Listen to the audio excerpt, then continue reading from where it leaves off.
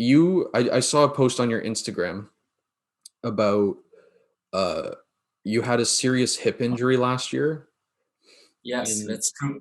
people believe that, or people were saying that you were never going to compete again. So my first question about that is, when you were told that you were injured and you were never going to do the sport that you grew up doing ever again, and it was kind of just not at the end of the day, but for a moment it was kind of just taken away from you without you saying the goodbyes that you wanted.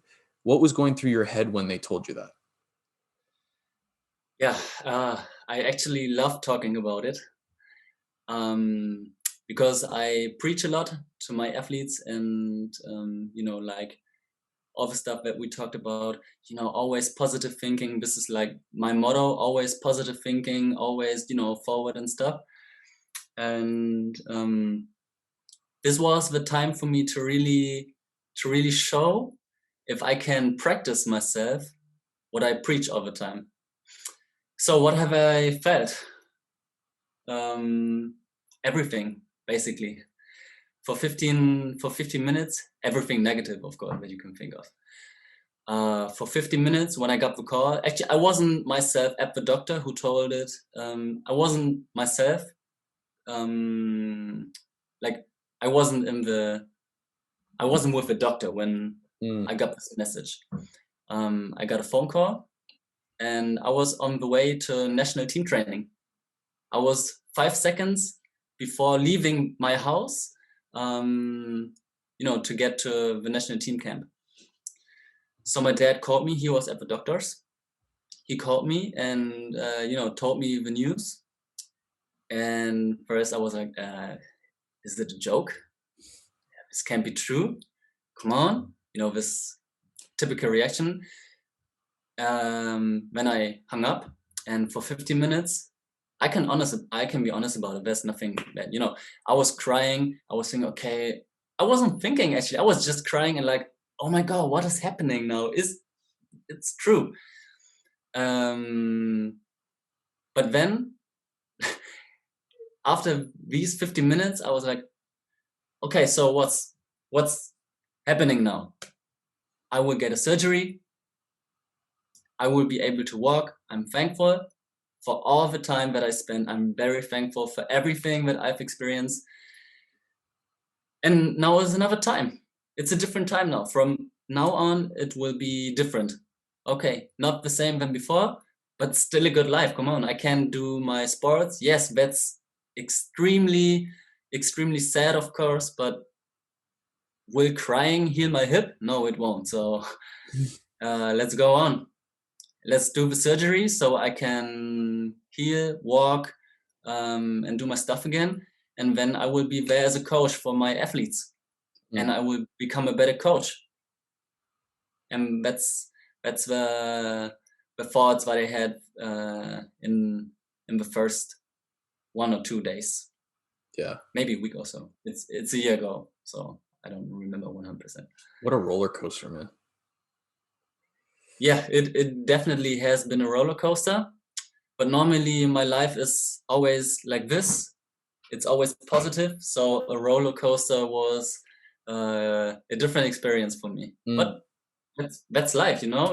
Life can always be like that. Life is always a roller coaster. So I said, okay, that's life.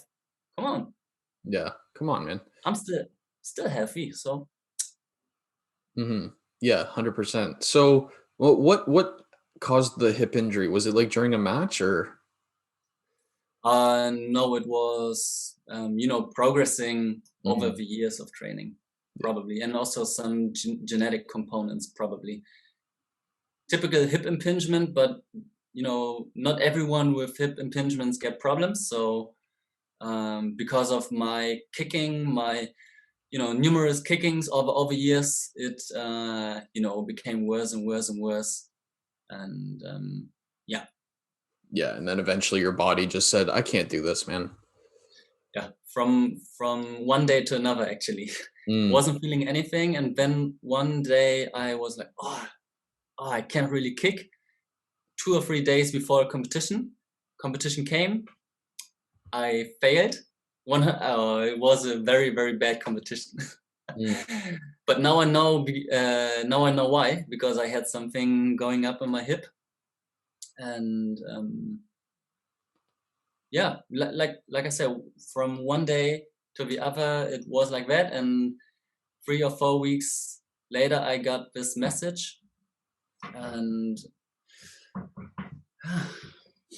from then on, the journey started, the adventure. Yeah. So that journey, how long, because you were in a wheelchair, how long were you in that wheelchair? Not for that long, actually. Oh, No, no. Um, I was in the. It was just for some days and for the competition, because I was coaching at this competition, and I had to go with crutches, and a whole day with crutches oh in my. the venue, that's impossible. So yeah, I used a wheelchair and coach with it as well. Mm, Funny experience. that's a lot better than crutches for Yeah, hours. yeah. Oh, man.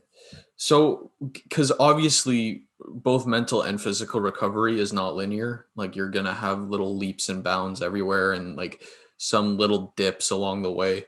So, how were you able to kind of keep your head and vision on the finish line as opposed to focusing on these little dips? Like, because I had a terrible back injury last year where like there were days where I could only swim a couple lengths and then I'd have to get out because I couldn't move or my back Mm. was seizing.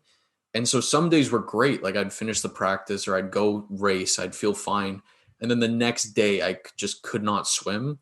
And it was super frustrating. And like I remember just freaking out all the time because it was like, what the hell is going on? Because like the one day you're up and the one day you're down. And it's like, how do you keep your mind stable throughout that? Different aspects coming into this topic. For my hip injury, it was a lot of really understanding the injury, really understanding what is happening inside my body. This helps me a lot because when I get pain, I can localize it a little and think or better understand the whole process that is going on in my body. Yeah, mentally it's different things. Sometimes it's okay, focusing on the things I can do, control the controllable. I think everyone has heard this at some point, but I really love this quote because that's basically what I do the whole time. I can control, or to a certain limit, I can control the pain I have after a training session, but I can control what I train if I have some pain. When I had hip pain, I would do something with my arms. When I have pain in the foot, or something in the lower limbs, I would do something for upper body, and same way around. I was just trying to do something the whole time and not being at home, being like in a depressed state and thinking too much. Mm, Yeah. yeah.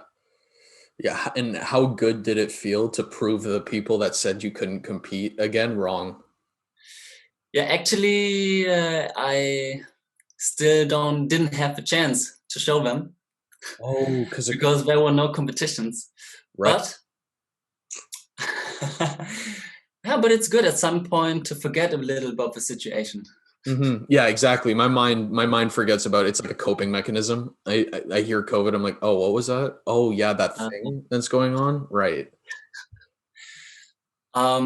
yeah, I still wasn't able, but of course, for myself, it's um, yeah, it makes me extremely happy just to be able to train, just to be able to kick high, to do my stuff, doing all the flips, kicks, tricks, all these things make me extremely happy and extremely grateful. Yeah, because like you introduced the situation, I was told that I couldn't do anything, no professional taekwondo or no high level taekwondo. So yeah, I'm very, very grateful for everything, and especially for the small steps. In the beginning, I wasn't really able to kick higher than hip or chest, which is low for us Taekwondo people. And I really celebrated every centimeter that I was able to get higher. I really celebrated it. And maybe some of my teammates thought, "Oh, crazy guy again, celebrating himself about all the small things." But this is something that keeps me motivated. Every small step, every centimeter, every precise movement that is getting better, makes me feel better and keeps me in track.